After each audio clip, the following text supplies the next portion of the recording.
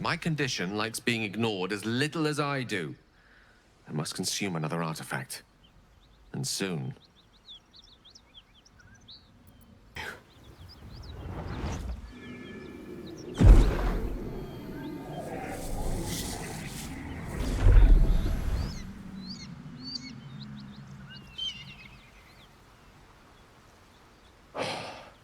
Good gods.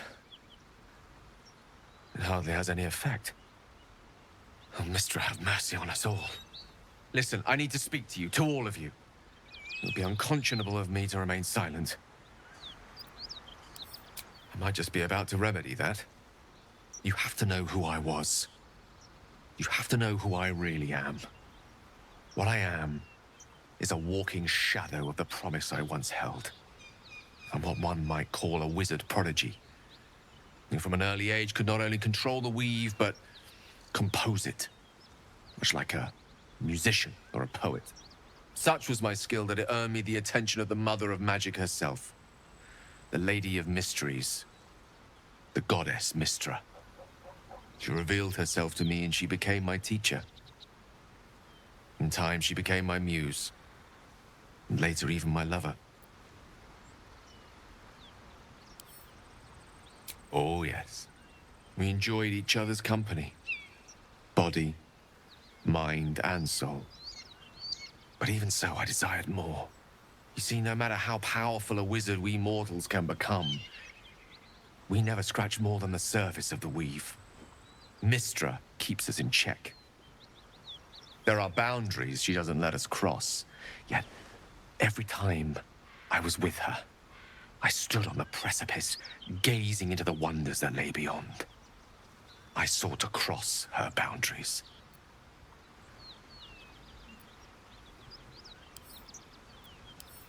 I tried to convince her. I pouted. I pleaded. Swore my ambition was only to serve her better. But she only smiled and told me to be contented. But inconceivable as it seems to me now, I shared a bed with a goddess. Yet I wasn't satisfied. So I sought to prove myself worthy to her instead. We come now to the crux of my folly.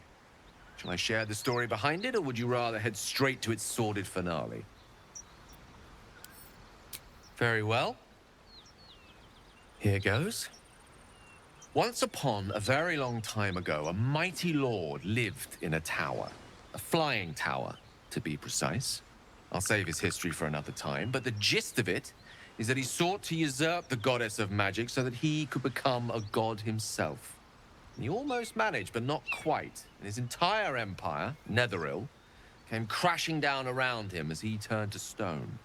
The magic that was unleashed that day was phenomenal. Roiling like the prime chaos that outdates creation. Even the weave itself could not withstand the onslaught. It fractured, then shattered, and all magic was lost to the mortal realms, until the day Mistra returned. She restored the weave, reuniting all its scattered shards. Or so I thought. Until, in the course of my studies, I learned of a book. A Netherese tome in which a piece of the fractured weave had been sealed beyond her reach. What if, I thought, what if, after all this time, I could return this lost part of herself to the goddess? You know me. My gestures can never be grand enough. I was certain that this deed of raw power, draped in romance, would convince Mistra to take me by the hand and welcome me into her hitherto forbidden domains. I was mistaken. I obtained the fabled book and took it into my study. As for what happened next... Here.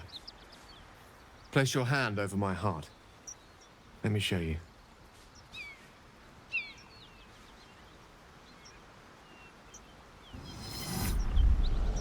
You feel the tadpole quiver as you realize Gale is letting you into the dark. You see through Gale's eyes, staring down the corridors of a dread memory. A book bound, then suddenly opened. Inside there are no pages, only a swirling mass of blackest weave that pounces. Its teeth, its claws, it's unstoppable as it digs through and becomes part of you. And gods, is it ever hungry.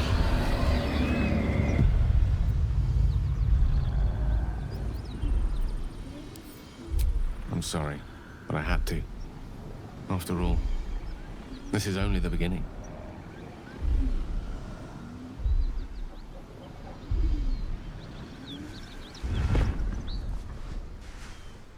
This Netherese blight, this orb, for lack of a better word, is balled up inside my chest. And it needs to be fed. As long as I absorb traces of the weave from potent enough sources, it remains quiet.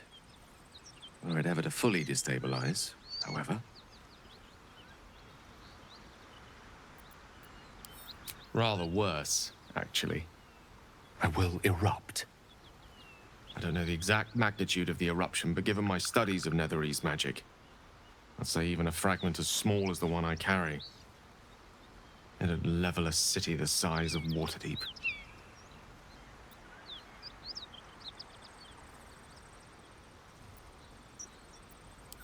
We might chance upon a king's collection of magical artifacts around the corner. We might cross paths with a miracle round the bend. Then again, we might not. All of this, it must feel like a betrayal. Say the word, and we'll part ways. Gale's one of us, and we should stand by his side. Absolutely. We're all risky in our own ways. We stick together anyway, right? That is a great relief.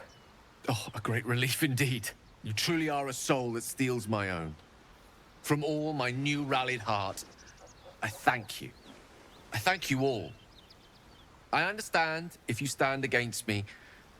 I'm humbled if you stand with me. Either way, I will do my best not to let you down. I stand at a precipice, but if you do not give up hope, neither shall I. I'll fight. I'll resist as long as I can. Now, even I am tired of the sound of my own voice. Let us venture forth. Githyanki patrolling these wilds is an unexpected surprise. Whatever they seek, they'll not hesitate to kill us if we stand in their way.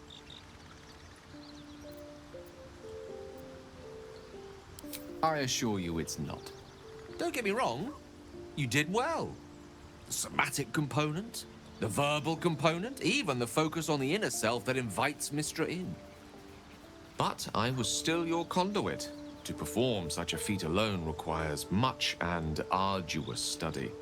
Yet it is life's most worthy pursuit in my impartial, if not humble opinion.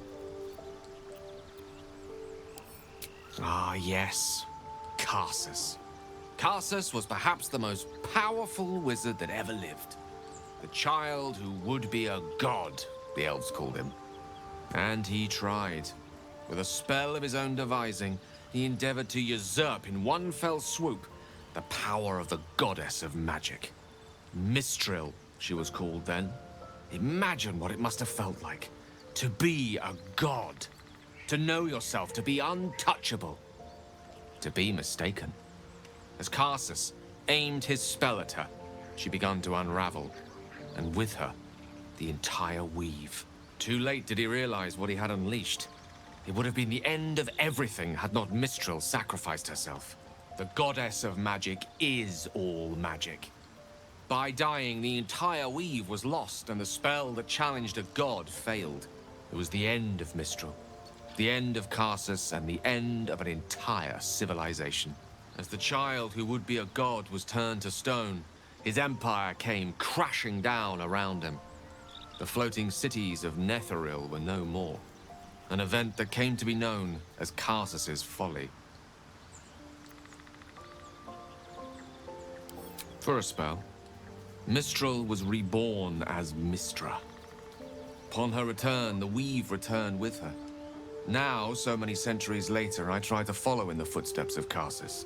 Not to destroy Mistra, but to prove my love for her. I tried to control only a fraction of the magic that was unleashed that fateful day. I merely sought to return one tiny diamond to an imperfect crown. Gale's folly, one might call it. History, repetition. It's the way things go.